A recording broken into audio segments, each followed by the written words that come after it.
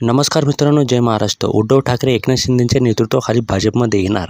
आगामी लोकसभेच्या निवडणुकीपूर्वीच महाराष्ट्राच्या राजकारणात आणखी मोठी उलथापालथ होते की काय, अशी शंका येऊ लागली आहे। एकनाथ शिंदे आणि अजित पवार यांची साथ असूनही भाजपकडून विरोधी पक्षातील अनेक मोठे नेते गळाला लावण्याचे प्रयत्न सुरू आहे। अशोक चव्हाण यांचा भाजप प्रवेश हा त्याचाच एक भाग आहे। त्यामुळे आणखी कोणकोणते नेते भाजपमध्ये जाणार यावर चर्चा सुरू असतानाच आमदार रवी राणा यांच्या एका दाव्याने मोठी खळबळ उडाली आहे।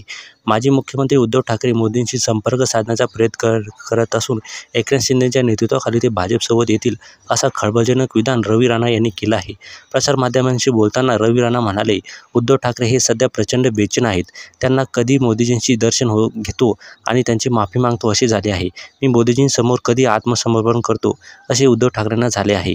काही नेत्यांच्या माध्यमातून ते मोदींशी संपर्क साधण्याचा प्रयत्न करत आहेत। राज्यातील विधानसभा निवडणुकीपूर्वी उद्धव ठाकरे एकनाथ शिंदे यांचे नेतृत्व स्वीकारून पंतप्रधान मोदींना पाठिंबा देतील, असं काँग्रेस आणि शरद पवार गटाची साथ सोडतील, असं त्यांचं म्हणणं आहे। मित्रांनो, याबद्दल तुम्हाला काय वाटतं आम्हाला कमेंट करून नक्की सांगा।